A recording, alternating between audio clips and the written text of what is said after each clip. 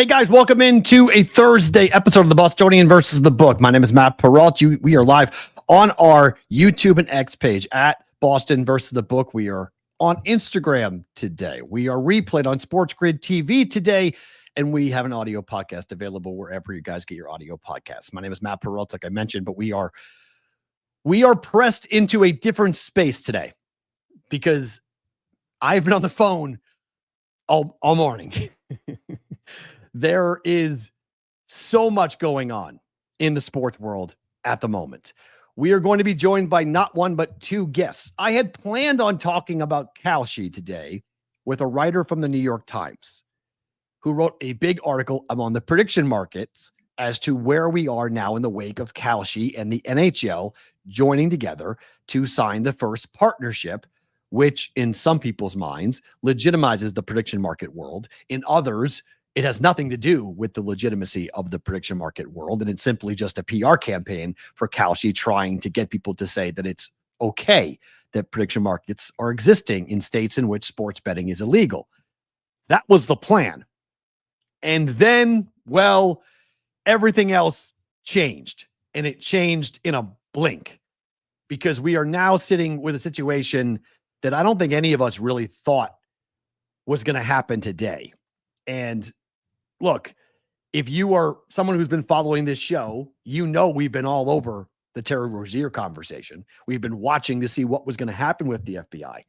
Nobody saw the Chauncey Billups situation coming today, where the head coach of the Portland Trailblazers was arrested today. Now, we know that the investigation into Terry Rozier has been going on for a long time. The weirdness about the Terry Rozier story is that we were told, at least in the media, that Terry Rozier had been cleared, that it wasn't actually something that he was going to be charged with, that he was not guilty of being involved in a Jonte Porter situation. We talked about this yesterday during the opening line about what exactly the future with sports gambling, with the questions with referees. By the way, the referee for the Auburn-Georgia game was placed on indefinite suspension today. Shocker.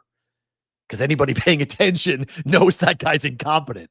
He's either, to go steal the line from Casino, you're either incompetent or you were in on it. Either way, you're out.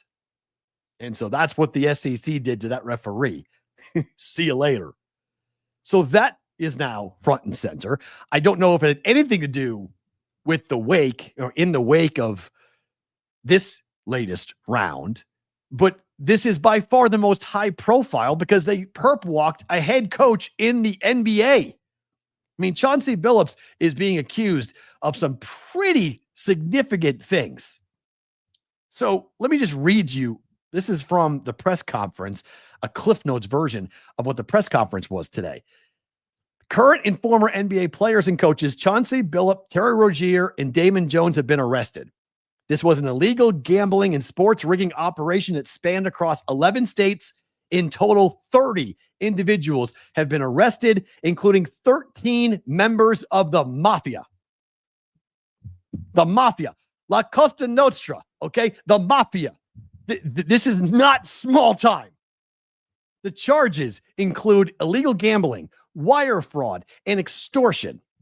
There are two separate indictments. The first involves 6 defendants accused of participating in a sports corruption scheme that exploited insider information involving NBA players and teams.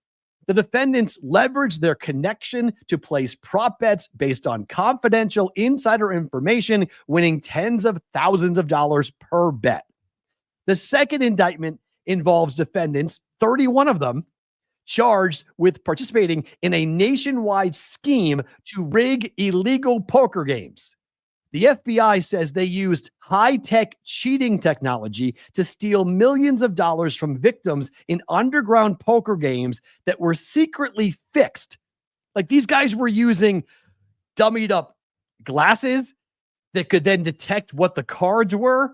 They had cameras in the tables so they knew what your hold cards were. Like, this is stuff out of a movie. Like, this is not even like, this is crazy. So we have a sports gambling side of this story, which is obviously significant. And we have a illegal gambling operation through poker, which is equally significant. Opening line on this, I don't know where we are today, but we are up to our eyeballs in legalese.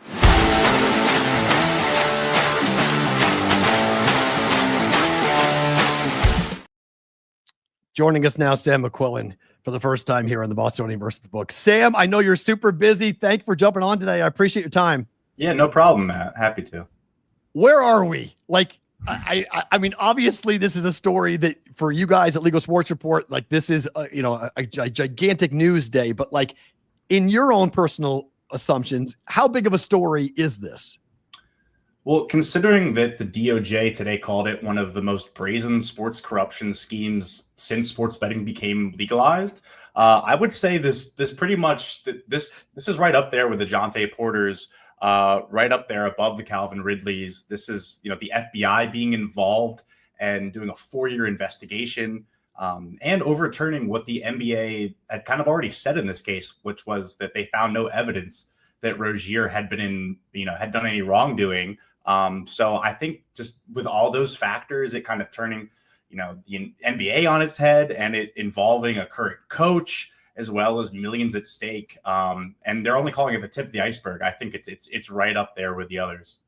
So let's start with Chauncey Billups for a second, and we'll get to the Terry Rozier afterwards. But that's an active head coach in the NBA who has been arrested as being a part of this. Through your estimations and through what you heard at the press conference today, how in the hell did he get involved with this? I think we're still trying to figure out that question. What happened was that he was involved in these alleged poker games that would go on in New York City and in the Hamptons, according to the press conference. This was before he actually became a head coach. So I believe it was probably while he was working as an analyst for ESPN. Okay. Out of the offices in New York. He's obviously known as Mr. Big Shot. So I think the idea of playing with Mr. Big Shot at a big poker game probably reeled in a lot of people. But you scratch your head as to why he would be involved in this. We don't really know all the details of, what network he was involved in, what people he kind of rubbed elbows with. Used to play on the Knicks. So maybe, he has some contacts from his times there, but really, really puzzling to see his involvement in this. I think we're all expecting maybe something involving Rozier, something involving Beasley, but when you see an NBA head coach who they've already played one game, they have a game tomorrow against the Warriors. When you see him involved in this kind of thing, it really opens your eyes. Just being like, I like movies, I like mafia movies, I like conspiracy, right? I like conspiracy stuff. Are we expecting to hear that he was involved in a points shaving scandal or some sort? Because right now this is a poker story involving Chauncey Billups, but could there be more? Could there be a crossover? Because if you're in the mafia and you got this guy already involved in a huge scheme, why wouldn't there be some crossover as he became the head coach of an NBA franchise? Yeah, it certainly would make for the perfect movie, wouldn't it? I don't think necessarily that's what's going to happen. Now, anything could happen. We still don't have all the details of the case, but the fact that he wasn't named in the first case involving Rozier and 5 other defendants, the one centered around NBA match fixing, I would say you probably won't hear that he was involved in a match fixing scheme. For all the credit we don't want to give him for being involved in something as dumb as this, I think he would probably be smart enough not to rig Trailblazers games. I mean, they're already pretty bad, without trying to lose anyway. I don't think that we're going to get any news that he was involved in that. But the connection here, why the two cases are related, is because it's involving the same mafia crime families and a number of the same defendants. One of the key defendants in the NBA betting case with Rozier is a coach named Damon Jones, who's a former Cavaliers player. And he used to coach along with Tyronn Lue on the Cavaliers staff when they went to the championship. So if there's any match fixing or potential inside information being involved, I would say it would probably be centered around him. And Billups would just be isolated to this other case, at least so far, that also involves the same kind of, bad actor, so to speak. So Terry Rozier has been mentioned as a target of an investigation for over a year now. We've been hearing this for a while, but we also heard from his lawyer a couple of months ago that he was no longer being the subject to an investigation. And then today he gets arrested. Did they talk at all about that during the press conference? And how did we get here where now Terry Rozier is facing charges from the government? Yeah, it's a great question. Unfortunately, they did not address that question. They only kept it to the actual cases themselves and what were going on specifically in those cases. The NBA put out a statement, saying that they had fully complied with the FBI, who, let's be clear, has far more resources than the NBA does, apparently, to investigate this kind of thing. The notion that the NBA found something and covered it up or moved on quickly, I don't think those are really fair to say. I think kind of what this highlights is that the NBA just doesn't have the resources and tools to fully investigate this kind of stuff. I think we saw something similar with Malik Beasley. The news came out that the NBA was investigating him like the day that free agency started. He didn't get signed with any team. And then, it came out like after the fact that the NBA hadn't found anything. I think when the NBA comes out and says that, it's not that nothing has happened. It's just they don't have the resources to fully find stuff. And hopefully, if anything good comes out of this, this is the NBA getting some more tools, or society in general, somebody else getting more resources to really kind of see what's going on here. Because the FBI can't handle every single one of these cases. I think they wanted to make a big point with it, but it took them 4 years to get this. So there's a lot out there that probably is not coming to light. You mentioned that they said this could be the tip of the iceberg. Are you expecting more big names, or did they kind of do the whole headline thing? Let's make the arrest the first round with the Chauncey Billups and the Terry Roziers, and then we'll pick up other guys along the way. Are you anticipating anybody else of significance picked up in this? Yeah, it's another good question. I think the fact that they took 4 years to come out with this stuff and they only had really one player involved, and it was an incident that happened less than 2 years ago, and it seemed like the new information here really is Billups's involvement. I don't expect any other big names to be involved in this. If anything, perhaps some more investigation around the insider information sharing network that that ex-Cavs coach Damon Jones was involved in. He's pretty well known in the NBA. He's been a part of a lot of important coaching staffs, and everybody in the league talks. So it seems like they were kind of targeting him as the guy who was maybe part of spreading all this information. So, depending on what happens in that court case, if he strikes a deal with federal prosecutors, more people could be named. You never know. But I think so far, we won't hear that the FBI is coming up with any of those names. If anything comes, it would probably be for him and perhaps Billups as well, or Rozier. I know you have a hard out here in 2 minutes, so we'll get you out of here on this question. Some are saying this is a dark day, a black eye. This is a sign that legalization of sports gambling, that this has been a very big mistake. Others are saying this is why you legalize, because now we have investigations and we have some real teeth to these investigations because, well, sunlight is the best disinfectant. Let's make sure everything is legal, and then we can go and investigate and make these arrests. Where are you on this story? Is it a dark day, or is this a result of legalization that we now have these investigations? I think it's a dark day for everyone, but it definitely is, helpful to have things legalized and regulated, that it comes to the light. I think it's really important to note as well that this would have been going on illegal sports books had it not been going on legal sports books. We don't know exactly the sports books that were involved so far. This was a bad actor ring. This was the mafia allegedly that was involved. So this kind of stuff was always going to happen. I don't think because you now have access to a FanDuel and DraftKings that all of a sudden, the mafia is going to say, okay, now we have more of an appetite to do this. I will say, however, that, legalization does create this world where we see sports betting pretty much everywhere. It's a part of our daily lives. Kids these days grow up knowing about sports betting. And I know when I was a kid, I didn't really think about it as much. And these players are probably a lot more tempted to be involved in this kind of thing. It seems easier to do. So it's a bit of both where, as it becomes more, mainstream in society, we also have to make sure that, we're not kind of opening a can of worms, and we really are placing the guardrails. And hopefully this leads to something good where we can now, take more measures in place to prevent this kind of thing and, investigate it if it is happening. Sam, if folks want to follow this story as it develops, where can they get your stuff?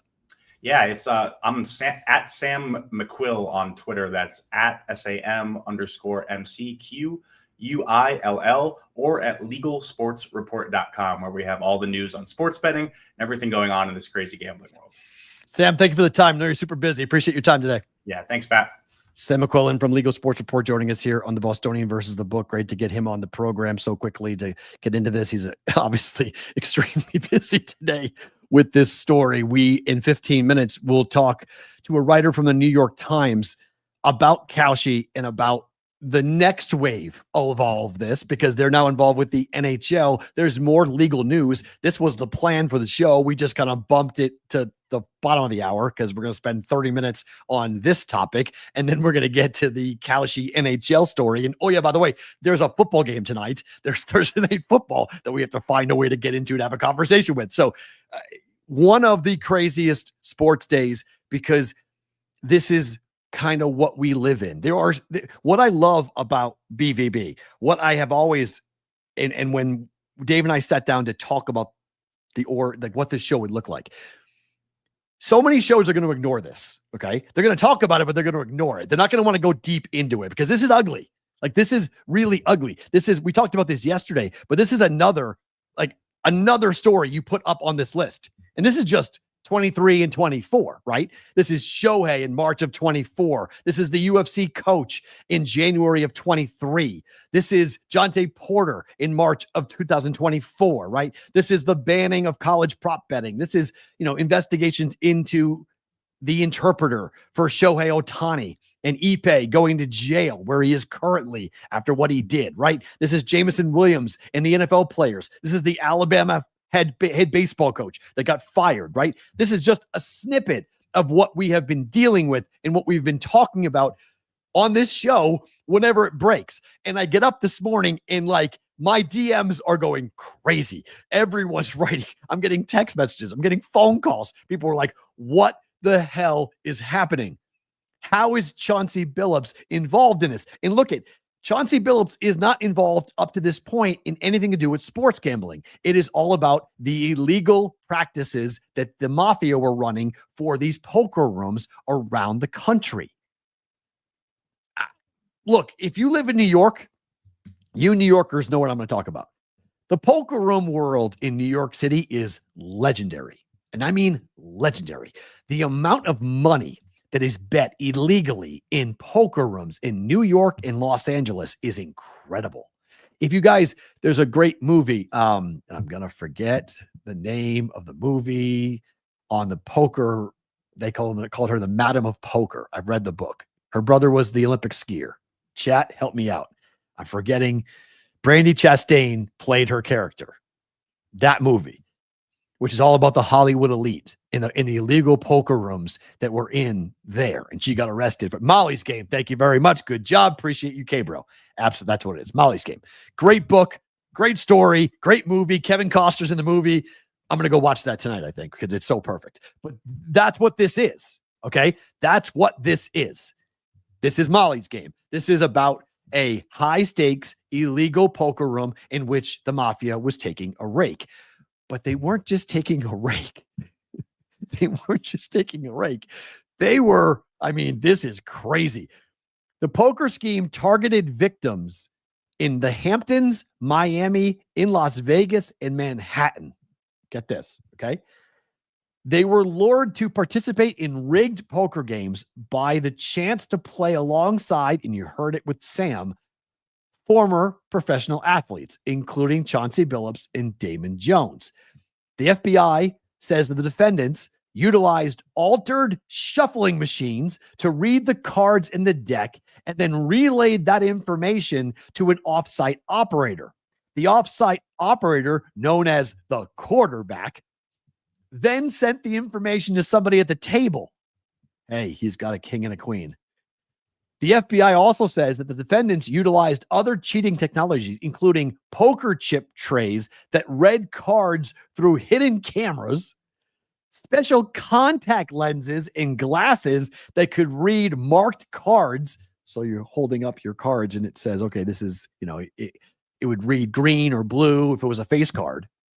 X-ray poker tables, that's creepy, that could read the face down cards. The FBI says the defendants robbed a victim at gunpoint to acquire a rigged shuffling machine. The sports gambling investigation is being called Operation Nothing But Net, while the poker investigation is being called Operation Royal Flush. 4-year investigation with victims losing at least $7 million. One specific victim lost at least $1.8 million during this. $1.8 million. It's a movie. The quarterback, was it Mark Sanchez? Good point, Anthony. It's a movie. It's an absolute movie. But it's the mafia. Like, this is, how did Chauncey Billups get involved with this? That's going to be my question. Because clearly, what normally happens, let's go back to Hollywood, right? The Hollywood script would be that Chauncey Billups was an addicted gambler and that Chauncey Billups had to get himself out of the hole that the mafia got him into. So the mafia got their claws into Chauncey Billups, and they told Chauncey Billups, okay, so in order to get out from this debt that you owe us, you're going to go and play poker against these millionaire morons, and we're going to give you the instructions about how to beat them. And you're going to lift these guys for the money. We're going to give you the information. You're going to wear a little earpiece. We're going to tell you, we're going to give you the glasses. Like, here are the glasses. The glasses are going to tell you what to do. And you're going to beat these guys at poker. We're going to, we're going to shuffle you what you need on the river, or whatever it might be. So Chauncey's involved in this.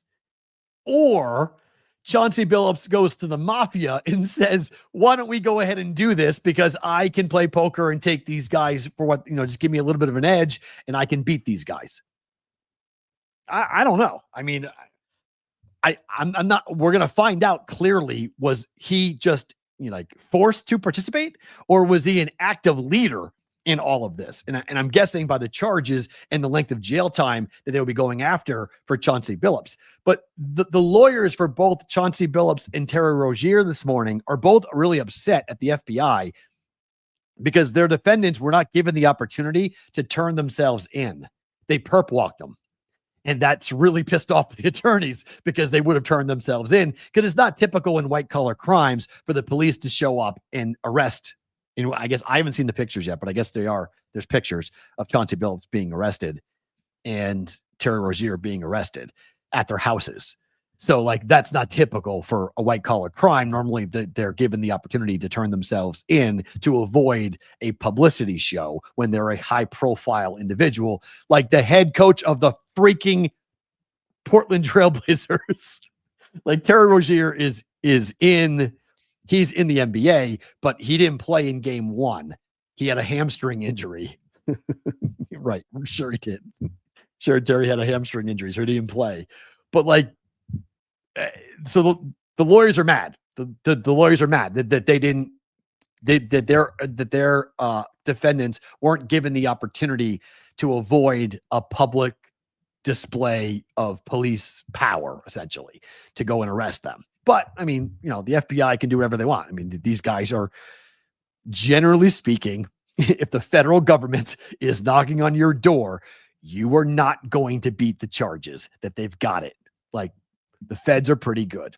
Okay. The feds, when they bring charges, their conviction rate's 95%. They've got you. So it took them 4 years to get the goods. Took them a long time to get everything together. The Chauncey Billups angle, because he's a sports star, that is getting people's attention, obviously, but he's being tied to sports gambling. And, you've got to be careful here. This would have been going on regardless if Chauncey Billups was the head coach of the Trailblazers or not. It's got nothing to do with sports.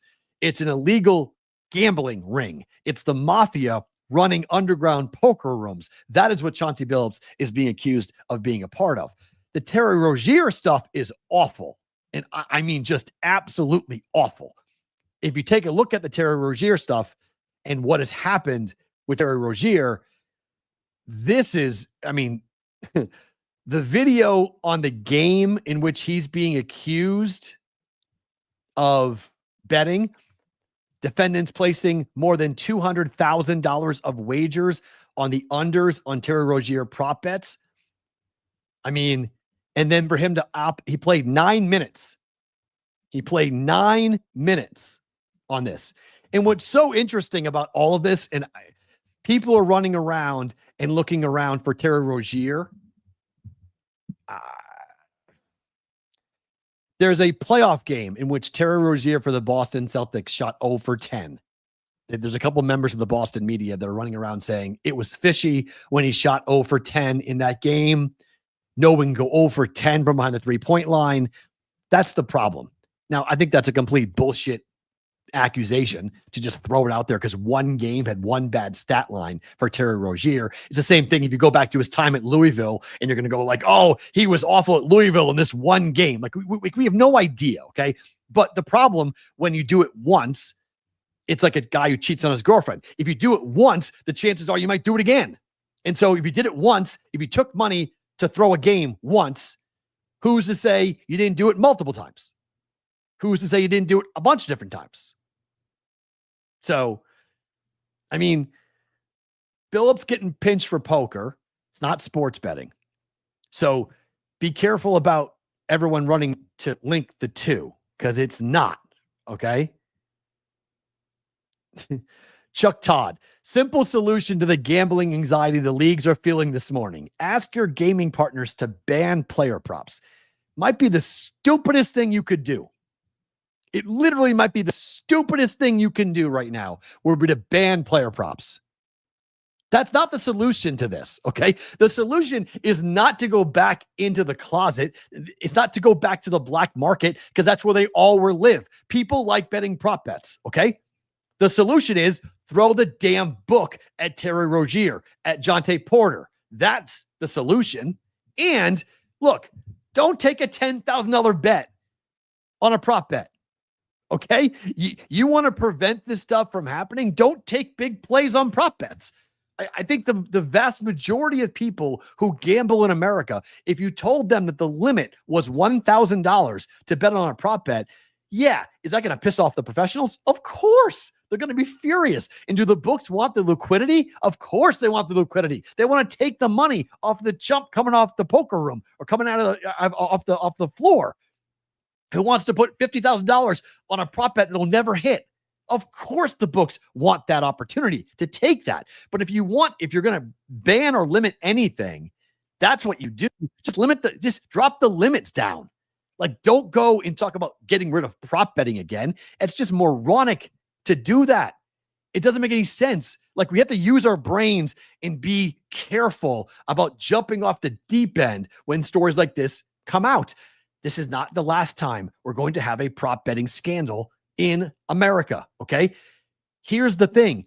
These things were happening already before PASPA got repealed. We were dealing with all this stuff already, okay? If the books are nervous, and again, like, this is where we need Dave here because Dave would be the best.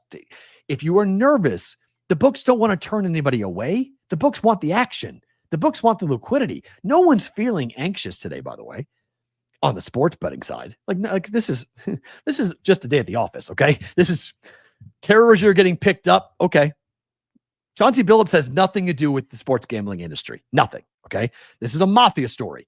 So this is a big time mafia story. It's got nothing to do with the sports betting industry. Rozier has everything to do with the sports betting industry. So does Jonte Porter. That's why this is a story for us here, because it's a sports betting story. But there isn't much you can do on a sports gambling side of things. If you're the NBA, if you're Adam Silver, who in 2014 penned the op-ed in the New York Times, I believe, who we're going to talk to Isaac here in a second, about why we need to legalize. Okay. So that, like, I would feel a little nervous if I was him because he's the one that kind of started this whole thing. I met him here in Vegas, talked to him here in Vegas about it in 2016, 15, might have been 15. No, 16. Adam Silver here about legalization and how he wanted it, how he thought it needed to happen from a legality standpoint, from a policing standpoint, that it would have been a better decision for America to have legalized sports gambling because it's happening anyway. So let's go ahead and legalize it and then police it and control it. Well, if you're going to lease it, if you're going to police it and control it, guess what happens? People get arrested. Terry Roziers of the world, they get arrested. Okay. So, yeah, good point, Sonic. Sports books are not complicit in this. Right. They're the ones being taken down. So, that is the first half of the show. The point of today was to talk about Kalshi in the NHL. Okay. So, I mean, we're already into it, but Isaac, thank you for coming in. I appreciate your time. You're walking into a crazy day today on this. Isaac Rose-Berman from the New York Times joining us here on the Bostonian versus the Book. Thank you for coming on. I'll just get your take as just a media member and someone involved in all of this. What's your reaction to what's going on today? Man, I just flew into Montana and I was going to have a couple days off the grid. And then I got off the flight and I saw this and I was like, dude, are you fucking kidding me? I mean, this is ridiculous. Sorry. Are we allowed to curse on the show? Yes, you say whatever you want. Yes. Okay. I'm just like, this is absolutely insane. I mean, this is one of those days, I wouldn't pay anything to give up Twitter on a day like this, right? I mean, this is just absolute gold. Who the hell wants to talk about Kalshi and, responsible gambling and all that stuff now? I mean, I just want to reread this entire complaint over and over again and hear about how you have NBA coaches scamming poker games for millions. I mean, it's freaking insane. So where are you based? Are you in New York? I'm based in New York. Yeah. Okay. So obviously about the illegal poker rooms that happen in New York City. Oh, I used to play in all those games. Okay. I still play in a bunch of those games. Yeah. I used to be a big poker player, very, very familiar with the underground poker scene. Not going to go into too many more details. Don't want to incriminate myself, but yeah, right. I played in some of these games. So it's not a big, this is like to New York City people. I'm from Boston. So like for people like us, like this is not a surprise. We're like, yeah, this has been going on forever. Right. Yeah, I mean, yeah, I've seen, you've seen a lot of famous people at games. I've heard stories for a long time. I had people tell me, like, when I started playing poker years ago, like, look, if there's an NBA player or a former NBA player at your game, get the hell out, right? Like, that is not a good game. I don't know if you've seen, there's been a couple things that have come out recently, like this old podcast clip just resurfaced from like a few years ago. We're talking about Chauncey Billups, a game that he was very obviously cheated in. And, the thing about these poker games is that, like, you can often tell, right? You have these guys who clearly have no idea what they're doing. And then they just come on and they're like, jamming all in for 200 big blinds with like, bottom pair. And then magically they hit trips on the river or something. And you're like, what the fuck am I doing? And the thing is, right? Like when you're playing in a casino, there's a level of control and maybe you can still get cheated. But when you're playing in these underground games, not only is the rate going to be incredibly high, but you can do anything. I mean, I've seen everything. I've seen, mark cards, fake shuffle machines, all of these things. You got to be really careful about playing in those games, especially when there's a lot of money. And if it seems like it's too good to be true, it probably is. Well, that's what they're being accused of. There were glasses that could tell cards. There was cameras in the table. There was different small micro cameras in the chip holders. Like they were doing all sorts of things to cheat. And one guy lost $1.8 million. The funny part here for me, because I'm based in Vegas, is that it happened here. So I think people in town are going to look around and go, okay, where did that game happen? Who was affiliated with it for sure? Yeah. Because like having a personalized, sometimes the big players like to have poker rooms upstairs in their suites, so they don't have to go down to the main floor. Well, okay, was that cheating happening on someone's property? Because the gaming license people would have a pretty big problem with that if that was happening at different places. So I don't think the story is over by any stretch of the imagination. But like when you guys sat down, and I do want to talk about Kalshi, because the NHL yesterday, that announcement that Kalshi now is taking over, you guys wrote, and you and Jonathan Cohen wrote the article over the weekend about the Kalshi introduction to the world.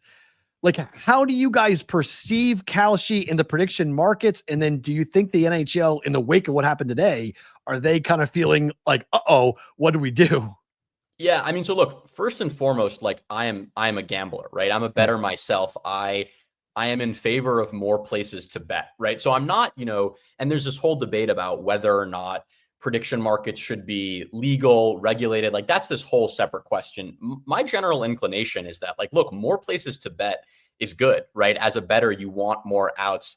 Now, in reality, you talk about Kalshi, a lot of the fees, it actually is, not even the pricing is actually not that attractive, but that's a separate question. I'm not opposed to them because I think like necessarily they're operating legally. What that article was about, and sort of my main gripe with them, is the integration with the brokerages, right? This idea that you should be able to bet on sports, and you should be able to bet on sports in multiple places, so as a customer, right, you can always shop around, get the best price, get the best experience. But the idea that someone's going to log on to their brokerage and be shown sports betting, that is really not cool in my opinion. And I think it's a disaster waiting to happen. What is interesting about the whole Kalshi story, and I would say our show has been dating back 2 years. We've been talking about this for a very long time, because my story was I was coming out of the Bellagio. It was, I don't know, almost like maybe a year ago, right around this time. It was in October, leading into the election. So it was before November 8th, but it was somewhere in October. And Kalshi had taken over every single billboard to vote on the election, to bet on the election. It said bet on the election, using that word, bet. And it had all the tickers, and it had taken over an entire huge area here in Las Vegas, right in front of the Bellagio, which is one of the more trafficked spaces in the entire state of Nevada. And I thought, this is so brazen to just go ahead and stick this out. I was like, how is this happening? So I started to dig down deeper, started to ask more questions about what this was all about and what Kalshi was doing. And then I realized that Kalshi had no intentions of ever listening to the Nevada Gaming Control Board or the Mass Gaming Commission or the New Jersey Gaming Commission, that they were going to go strictly to the federal government, and they could only be answered to in the federal government. Where do you see this story going? Because obviously when you have Donald Trump Jr. on your board, you got a pretty good guy sitting there to make sure that the federal government's going to keep, answering the questions you want to be answering, not the statewide questions. Does this story stay at the national level, or do the states have their day in court? I mean, what's almost certainly going to happen is it's going to go to the Supreme Court, right? There are all of these state cases, and Kalshi's response to all of them is basically fuck off. You can't do anything to us. We're regulated by the federal government, and, we have Donald Trump Jr. on our board, and, we're going to appoint a Kalshi lawyer to be the head of the CFTC who's going to regulate us. So like, you can't do shit, right? That's basically their argument. And what's going to happen is it's eventually going to go to the Supreme Court. And in reality, you're probably, the real question is what happens after 3 years from now, right? So like for 3 years while Trump is in office, it's kind of like, you got Donald Trump Jr. on your board, do whatever the hell you want, right?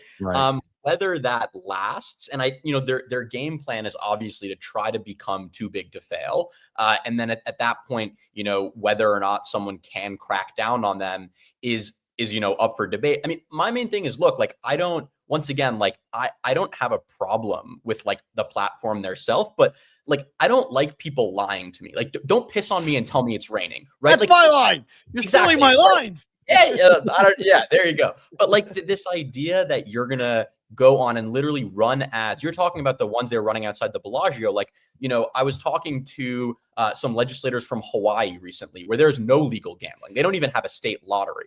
Right. And they're telling me how their residents are seeing ads saying legal sports betting is legal in Hawaii, bet on Kalshi, right? You're running these ads, and then you're going to go on TV and be like, no, this is not sports betting. No, this is not sports betting. No, these are event contracts. This has nothing to do with gambling. I mean, Kalshi literally last year was arguing in court that a CFTC regulated exchange could never offer anything on sports because that would fall under gaming, and gaming's not allowed. And then, plot twist, Donald Trump wins the election. They hire Donald Trump Jr. Okay, everything changes, right? So like, I don't have a problem with prediction markets necessarily. Once again, like I'm a bettor. I want more places to bet. I think that's good. But this idea that you're just going to brazenly lie to people, and you talk about like the state legislators, like I have a back and forth relationship. I think they're like sometimes, good things. I'm not like the biggest fan of them. And I recognize that there are, a lot of difficulties and operators in sort of acting with them. And that oftentimes you talk about these really high licensing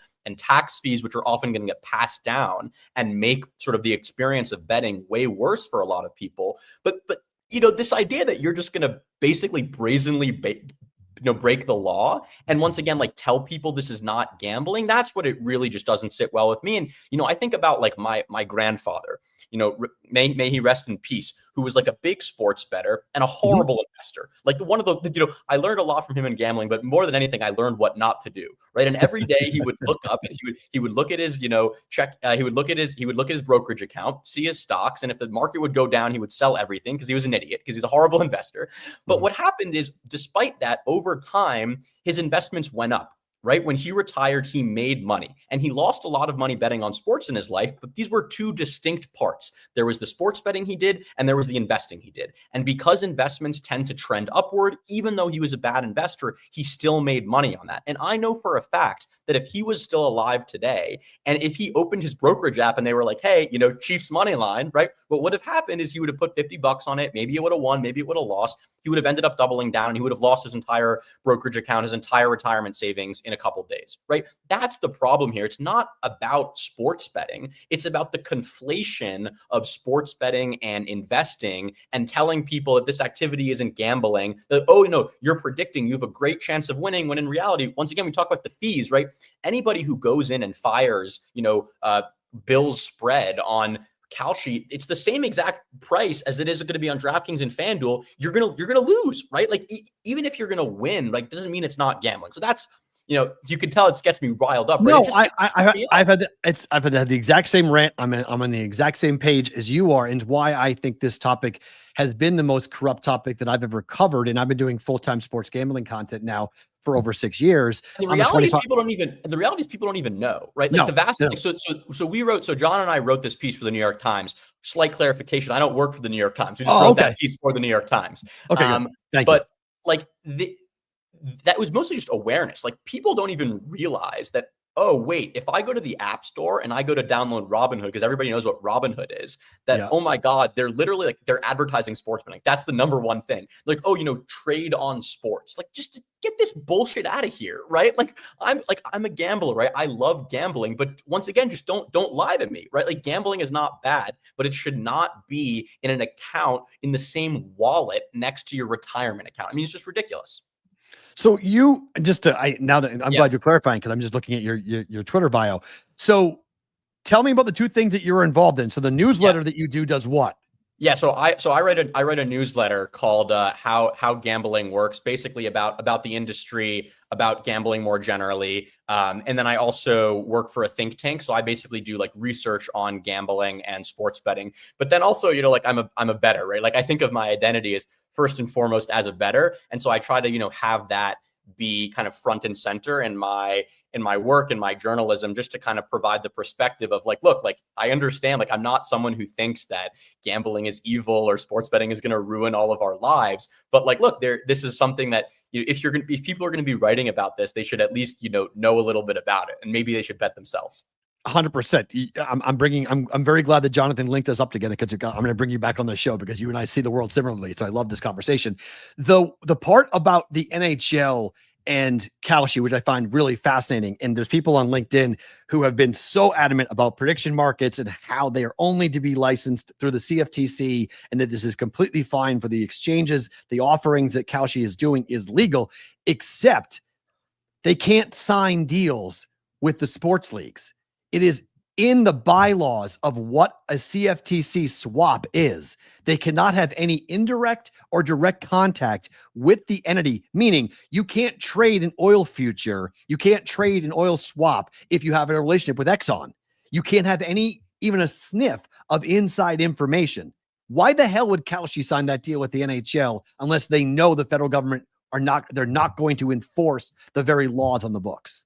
I mean, Matt, the laws on the books is that a CFTC regulated exchange is not allowed to offer gaming, and yet here we are, right? Like clearly the law does not matter, right? Like no one gives a shit about that, right? It's 2025, do whatever the hell you want, right? So like I don't really think that matters. It's they have the philosophy of move fast and break things, and we have Donald Trump Jr. on our board, so we can do whatever the hell we want, right? And like whether or not that bears out, I mean, one of the big things that was interesting to me initially was that you have all of these states suing Kalshi, but then there was also the NFL, because if you look at like the Kalshi contracts, it'll be like, oh, pro football. It doesn't say NFL, but then if you look at some of their ads, they'll use college players, they'll use NFL players. And so what was always been interesting to me was that, okay, you can piss off the states. That's one thing. Maybe that's going to work. Maybe that's not. But like, you piss off the NFL and you basically you're using NFL data. I mean, because to be clear, why are the NFL and the NBA so in on sports betting? Because they make a shit ton of money from it, right? And one of the ways they do that is by licensing their data. And so to basically circumvent that, I would imagine that Adam Silver and Roger Goodell are not particularly happy about that. Right. So that's where I think it comes into question. The reality is, like, look, does it legitimize it? Maybe a little bit. In reality, no one gives a shit about the NHL, right? Like, total trading volume on the NHL is freaking pennies compared to the NBA, the NFL, and MLB, right? So it's a pretty small fish. Frankly, I think like the NHL didn't even really realize what the hell they were doing. I have no inside information there, so like maybe I'm totally wrong, but I think they were like, okay, we have our official sportsbook partners. This prediction market's going to come on, and they're going to write us a fat check to say that we're their official, prediction market partner, and all they have to do is they get to, write NHL on their product, and they're going to give us, $50 million. Seems like a good deal without realizing sort of this whole other debate they're getting into. It's funny. So we're on my Instagram account, and I don't know where these people come from, but there are some people who are like Kalshi bro protectors. Oh my God, those are the worst people. God, they make me want to kill myself. Whenever in the guys in my, he's going crazy, firing up 1,000 different messages at the moment on this, and it's hysterical because I get it on LinkedIn too. I get it on Instagram. I don't know why there is a certain level, and I think it's because they're paid by Kalshi. They tried to pay me. I've been honest with this. I turned down the offer they offered. They wanted me to publicize them. I said, you haven't been following along my show, because if you did, there's no way you'd ever offer to pay me, because I'm against you guys in every form and facet. But and then, no lie, they did said, well, do you have a number? And I was like, no, that means you're trying to shut me up. So I'm not taking any dollars from you. Thank you very much. But why is their game plan? Because the CFO or CEO, Tariq Mansour, called Kalshi a movement, which I got to laugh at because they're a sports book taking bets. Why are they trying this bro angle of like, we are counterculture, we're against the world, come play at Kalshi if you want to fuck everybody?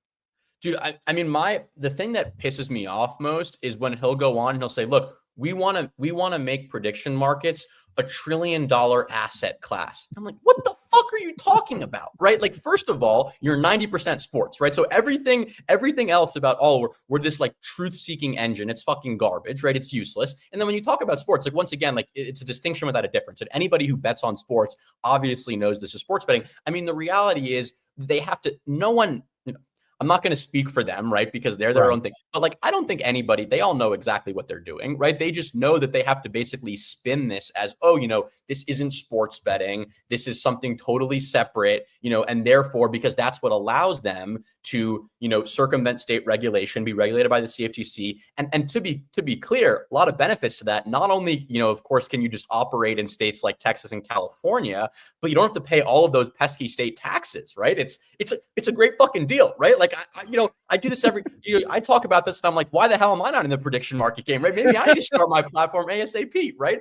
I mean, so that's really what it is. Like, I think, look, if you could polygraph the CEO, I'm like 99% sure you could get him to be like, yeah, everything I was saying is BS, right? But he has to say it, because that's the only way that if they at least claim this, then they can say. I mean, my favorite part is, once again, like literally a year ago, they were arguing that they should never be allowed to offer sports betting or any sports contracts, or that, my favorite, their head of comms, or it's head of corporate communications or something, Sarah Slane. She's the former head of communications for the AGA. And so you just put some of her comments back to back and you're like, oh my God. Well, like, I've asked the question. I've asked the question, people, like, if you asked Sarah Slane in 2016 and read the things that Sarah Slane of 25 is saying, how is this the same person? Well, look, at people with price tags will say whatever they need to say when they're being paid by an employer, because she literally is saying the exact opposite now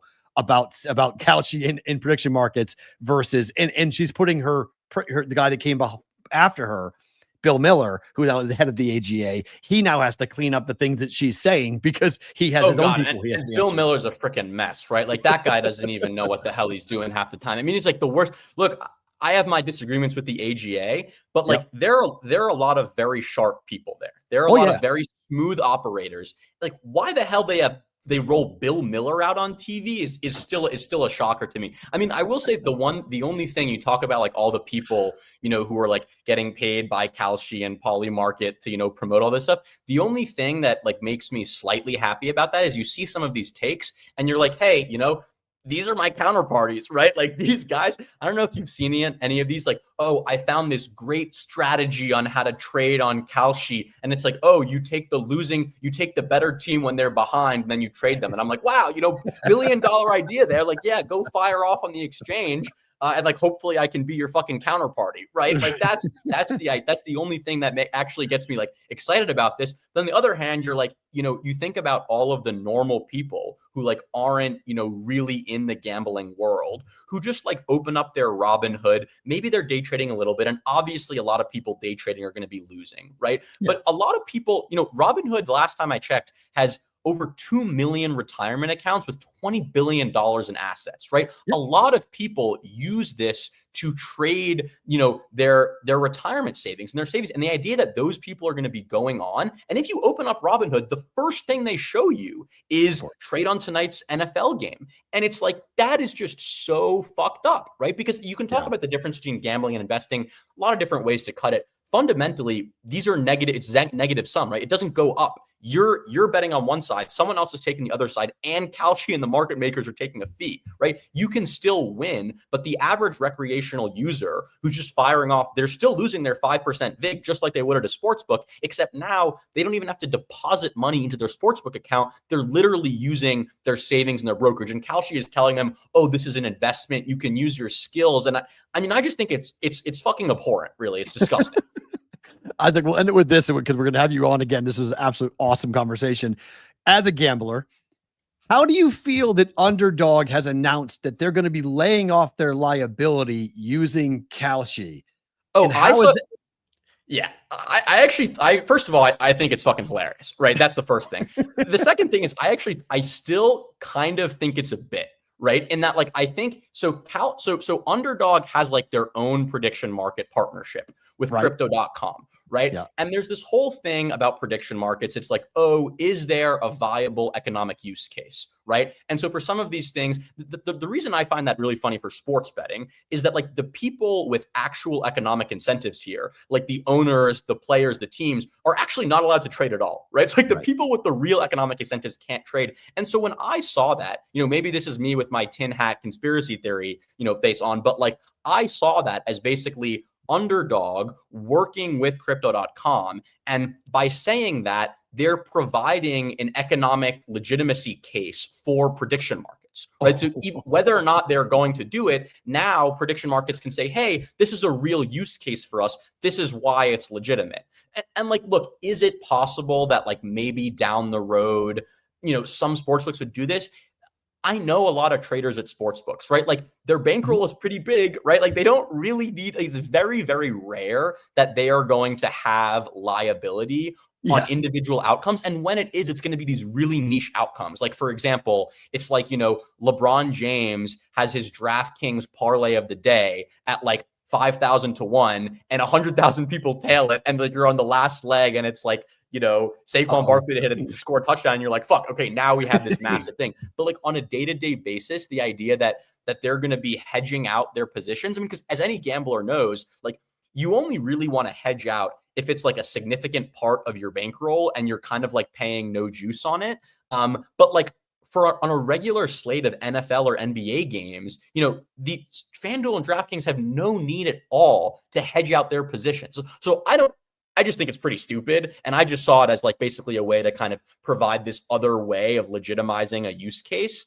But like, look, maybe down the road, if there are no fees, I mean, it's all so fucking dumb, honestly. It's wild. I mean, it really is wild to me just because it's such an offshore / local bookie type. It's a classic mentality, right? Yeah. It's like, oh yeah, I got too much. But like, once again, you like when I have always thought about like laying off, it's been like, okay, me as an individual better, Right. or like, once again, maybe you're like a small town bookie and everybody, I remember there's a classic one. Maybe it was like, 10 years ago or whatever, where like Greece won the World Series or no, sorry, Greece won the World Cup. And like all the local bookies in some town took bets on Greece to win. And they all like got the fuck out of town when Greece won. So like maybe in that scenario. But it's more the Ipe situation, because that's what Matthew Exactly. Boyd was doing here in town. Matthew Boyd was taking Ipe's bets and betting the other side here in Vegas. So he was laying off the Ipe money here in Vegas, and that's how it became a federal case. And that's how it got all involved. Exactly. But like, do local DraftKings and FanDuel really need to do that? Like, obviously not. So I don't know. I think it's pretty fucking dumb all around. They suck at their job if they do. I mean, like, exactly. You're not supposed to ever need that. Like, hire me now. Before I was like, I would never go work for a book, and then you see some of these offers from Kalshi, and I'm like, hey, maybe it's worthwhile depending on how fat the check is. Isaac Rose-Berman, thank you for joining us. This was awesome. Tell the folks where they can get your newsletter, because I think people are going to want to read more about you. We'll bring this back on. I'll have you back on for some point in the near future. This was a lot of fun, but if folks want to read your stuff, how can they do so? I appreciate it. Yeah, you can find me at roundrobin42 on Twitter, and my newsletter is howgamblingworks.com. Good stuff, man. Thanks for the time. This was fun. All right, you have a good one. Adios. Isaac Rose-Berman journey is here on the Bostonian versus the book. That was cool. I didn't know that was going to be that good, because Jonathan was on the show. If you guys remember, Jonathan Cohen, who wrote the book about gambling, and he's the one that, we went back and forth with him for a bit about, he's the one that said sports gambling is a public health crisis. And that's why I brought him on, because I had an issue with him saying that on the Daily Show, that it was a public health crisis. And so we were going to get him back on the air because he wrote that article. He emailed me and said, hey, we have written this article about prediction markets and Kalshi, and I know how big you are into this conversation. We'd like to come back on, and we're going to put both of them on, but they were having some travel issues. As he said, he was flying to Montana.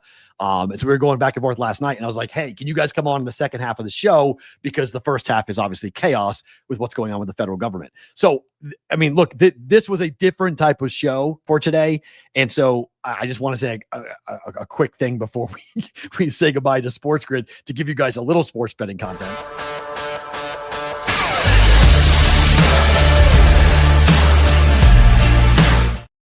All right, so for tonight, you've got a really interesting matchup that I have no idea what the hell to do with it, with the Vikings against the Chargers.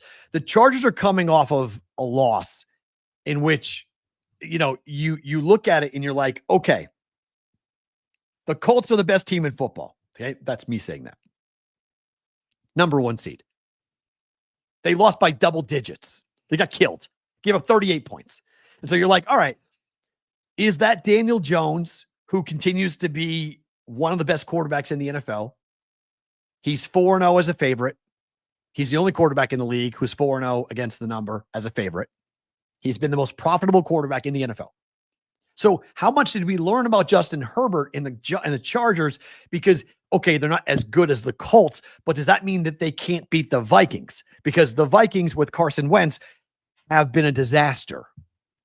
So Carson Wentz keeps on throwing interceptions. Carson Wentz throws the pick 6 last week against the Eagles. That ends up being the difference in the football game. And the secondary is now getting death threats from Viking fans because they can't guard you. And so now we have a really good receiving core, and we have a really good quarterback at times, but at home, Justin Herbert is a really good quarterback at home. And he's a guy that you want to back. So now we've got this going on here where it's like Carson Wentz is 7-0 straight up on Thursday Night Football. He's 7-0. He's 6-1 against the number. I mean, this guy has been great. The rest of the time, he's 41-50 against the spread as a starter in the NFL. But on Thursday night, he's 6-1. So what do you do with the total? I want nothing to do with the side. To me, it's all about the total. 44.5. I don't think either defense is any good. I don't like the Chargers defense. Carson Wentz, as I said, 6-1 ATS. And I frankly don't trust the Vikings defense at all. I think the only way to play this is over.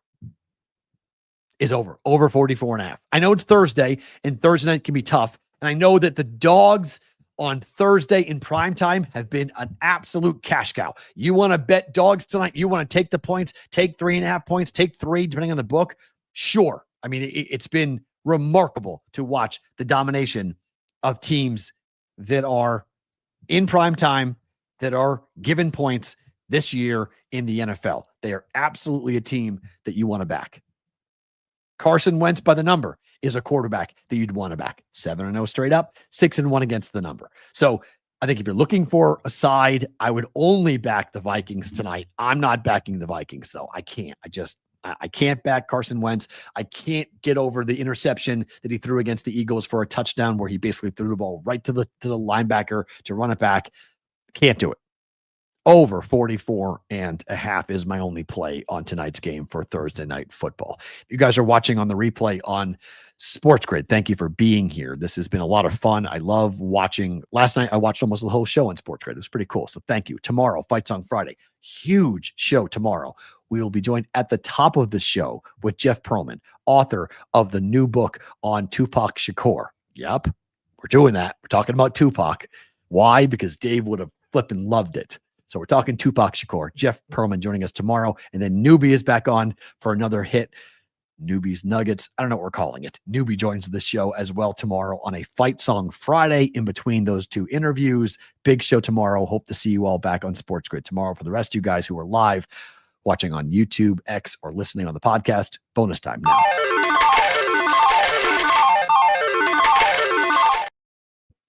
I can't believe that was an hour. That was a blink.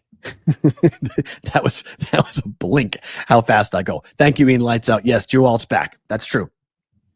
Look, again, I think there's an angle to play on the Vikings. There's an angle to play on the Chargers. I think it's just offense.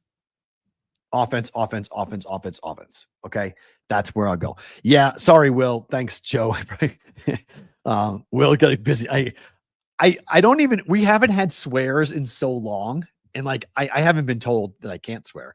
I just kind of told Sports Grid when we kind of made the change a little bit to go to 1 hour that they were like, how much do you think you'll swear? And I was like, look, I'm not going to try to swear. If an occasional swear, and they said, look, if it happens once in a while, don't worry about it. But like, don't go on like massive rants. Well, Isaac went on a massive rant. I think he dropped like 15 fucks. So he just went and dropped. So he was great. JJ for 100. I don't know if that was you yesterday, Dirt, that was asking about going heavy on Justin Jefferson tonight. I don't know. I don't know, to be quite honest. And yes, he absolutely said it with his chest. I could go anytime touchdown, Dirt. Yeah. I could see JJ getting, but like everyone is. Look, here's my thing with prop betting. I like prop betting. I think it's fun. I like betting props in the NBA more than I like betting props in football. And I've kind of thought I had to like ask myself this question during the offseason about, because I did really well last year betting NBA player props. And the reason that I did was, one, I have an algorithm-based system with betting pros that I use. They have their quants that run it. But beyond that, like, look at what happened last night for Wembanyama and the Dallas Mavericks, the Spurs Mavericks game, right? Wemby goes for 40. Wemby was unbelievable last night, like crazy. But even when the number was 17, when the Spurs were up by 17 going into the fourth quarter, I still thought that the Mavericks would make a run, because that's what the NBA is. The NBA, no lead is ever safe in the NBA. So like in the NFL, unless you're not, everyone except the Giants, if you're leading by double digits in the fourth quarter, you feel pretty good about your team winning the football game and or covering the spread. So you're going, okay, like barring a historic, ridiculous collapse. I mean, it was like 1,500 times a team had been leading by, 18 points with 6 minutes to go. Every team had won the game except the New York Giants, who lost. But like, you look at that and you're like, okay, I feel confident my team's going to win the game, or that team's going to win the game. In the NBA, you have none of that. You have none of that in the NBA. There is never a lead that is safe. So that type of like 4-quarter white knuckle sweat is not that fun, but it is more fun just to bet an individual player prop, because if that player's on the floor, you can pay attention to the game. Or when that player's not on the floor, you don't have to pay attention to the game. So, And when you go over, it's like you bet over 2.5 threes for somebody, right? First quarter, bang, bang, bang. Oh, you can go on and do other things. You're not locked into that game for 2.5 hours because the prop bet you played cashed. So that's why I do like betting NBA player props. I don't really love betting NFL props. It's the same thought process, but it takes a lot longer, right? You bet a running back to go over his yardage, over his receiving yardage or rushing yardage, right? So it's like 65.5 rushing yards. And maybe he pops one big run and gets it. Okay, that's possible. But more often than not, it's going to be like the third quarter, late in the third quarter for that to happen. So, Mark Stone out. Okay. That's not great. Thank you for that, Zach. Appreciate it. So, yeah, it is 5.5. Wow, for JJ. It's because for whatever reason, Carson Wentz is not throwing the ball to Jefferson. It's low, but that's why. Because Carson Wentz just is not throwing the ball to Justin Jefferson. So, yeah, right. Addison's right. I've seen this movie before, right? There's a reason. If it's that low, there's a reason why that number is that low, right? It's like, oh, that can't be right. We'll have 2 catches. So that's the secondary and everything else. So that's my angle when it comes to Justin Jefferson or anybody else in the NFL. It's why I bet Sunday player props. I do put it out for the Betting Pros show that I do. I do a pregame show for Betting Pros on their YouTube channel every Sunday. And I do that at 9 a.m. Pacific, noon Eastern time. And I give out a couple of player props that I will bet. I always bet 1 or 2 player props on the Sundays, but like I'll have 7 bets and 5 of them will be on the game or totals or teasers. And 2 of them will be on prop bets. I just don't bet heavy on prop bets. So like tonight, I think it's a tough game to bet. I really do. Tonight's a hard game to play. And so that's why I'm taking the over 44.5. The other game tonight, the other games I've bet, let me check and see what is the total, the Colorado total for tonight up against Carolina. Did that move finally? Okay, no, it's still 5.5. FanDuel and DraftKings are at 5.5. Circa and the Superbook are at 6. Should tell you something. Caesars, BetMGM, South Point are all at 6. Should tell you something. 5.5 for Hard Rock and ESPN Bet should tell you something. Okay, I'm on the over 5.5. Good push potential if you lay 6, but 5.5. I think 4-2 final is very possible. The last 4 games, the last 4 times that Carolina and Colorado have played, it's gone over 6.5. Okay. Last 4 times that Carolina and Colorado played, the game has gone over. Addison, yeah, it's 5.5. That's what I mean. I bet over 5.5 last night. I was like, what? 5.5? Holy crap. So yeah, you could play over 6.5. You want to go alt, you could do that. It's been 6.5 the last 4 times these teams have played, and it's gone over 6.5 when Colorado and Carolina have played. Okay. So I just bet over 4-3 final, one way or the other. So I'm down tonight with that. For the other bet that I made was I took Denver plus the points up against the Warriors. I took 2.5. It's 2 now. So I have Denver plus 2.5 up against Golden State. Golden State plays 1 game. I like Golden State a lot. Okay. I like Golden State a lot. I think they lose tonight to Jokic and company.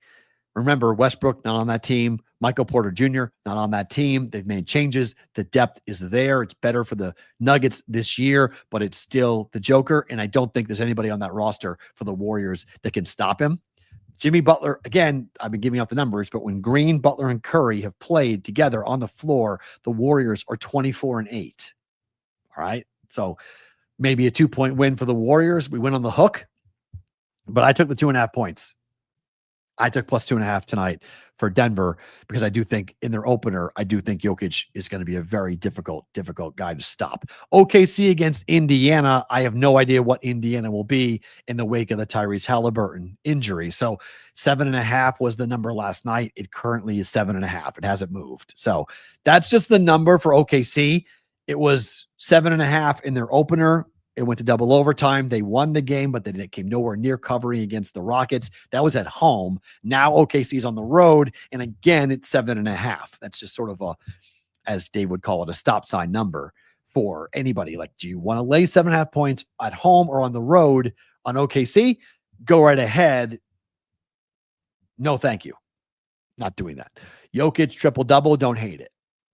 Don't hate it. I don't know. I think the Warriors are better defensively, Ian, than what you're making it out to be. The total is 223, but I think give me the plus 2.5. I think Denver wins the game tonight. So on that, I don't mind that. Pacers over.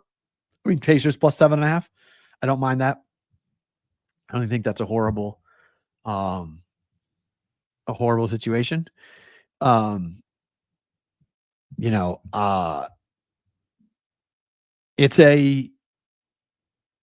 It's a fun day to bet, but it's a difficult day to bet. I'll say that. Tomorrow is game 1 of the World Series.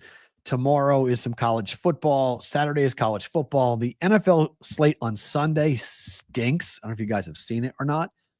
The Vikings Charger game tonight actually is like one of the better games of the week for the NFL.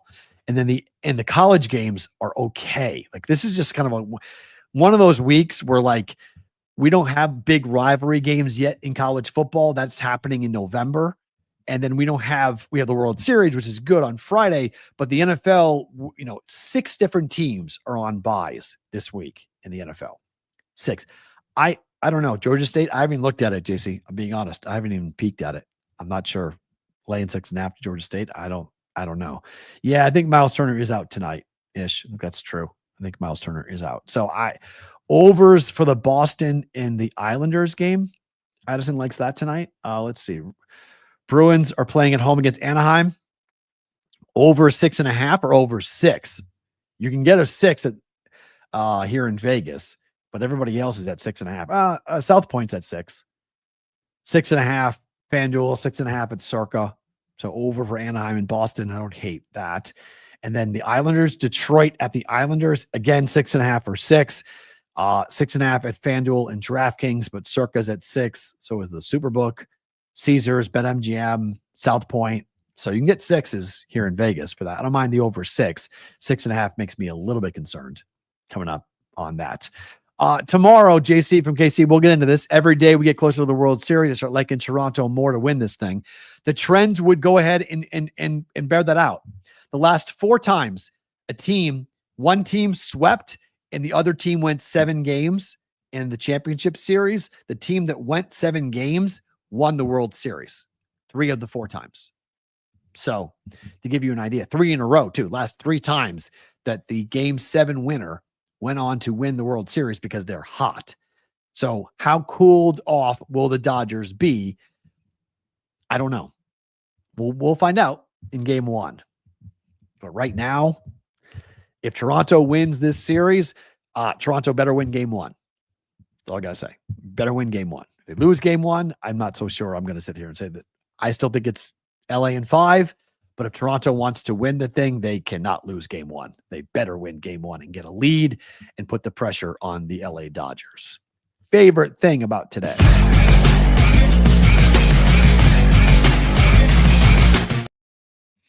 So 2 things. First, big thank you to Sam McQuillan. Big thank you to Isaac for coming in, Rose-Berman for coming in. Both those 2 guys I thought were great today, given a crazy news day. This was a different type of BVB. We normally talk about games and picks and props, and today was all business.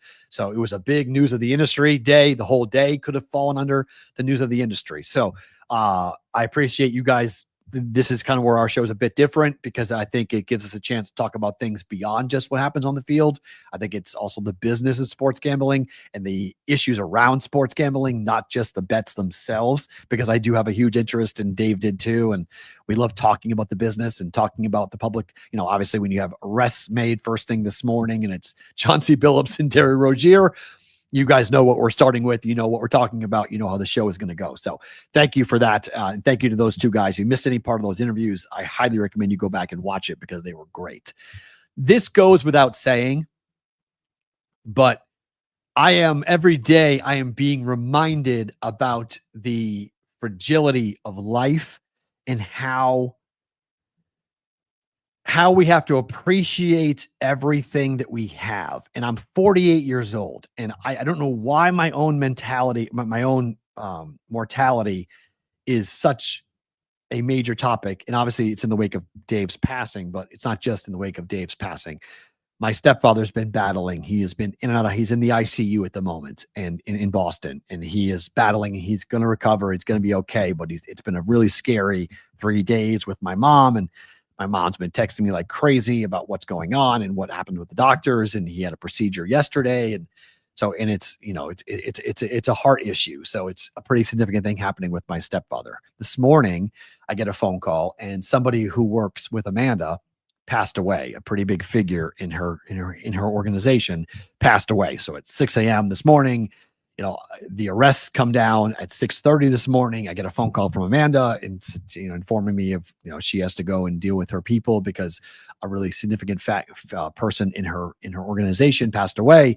And it's like, oh my gosh, it's like Dave, my stepfather, Amanda, like we're all touched with so many situations, and it's been a tragic year. Like 25 has just been a year of tragedy. And so for me, it's just one of those situations where I am reminded that be thankful, hug your loved ones. If it's not a huge problem with somebody, to go and fix it. Like, just because you just don't know. We just don't know how much time we got here.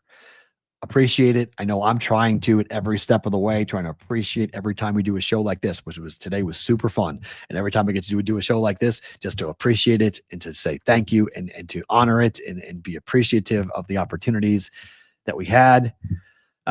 Sorry, man. Sorry, Ian. So his stepdad was diagnosed with stage 2 prostate cancer. I'm sorry, man. That sucks. But Addison, I have a funeral tomorrow. Too many good ones leaving us. Yes. Just try to appreciate the fact that we all get to be here and we all get to do these things and see these things and be a part of our kids' lives and be part of our families' lives, our girlfriends, wives, spouses, you know, be a part of them. Just take a second each day. I'm trying hard to appreciate each day and appreciate what we've got, because you just never freaking know. Phone call first thing this morning started the day off on a really crazy note for me personally. So thank you guys for being here. Tomorrow, big show. If you're a Tupac fan, Jeff Pearlman, author of the new book on Tupac Shakur's life, he's coming on the program. Cannot wait to talk to Jeff tomorrow. And then we get to Newbie, Fight Song Friday as well. Big show coming up for a Friday's episode of the Bostonian versus the Book.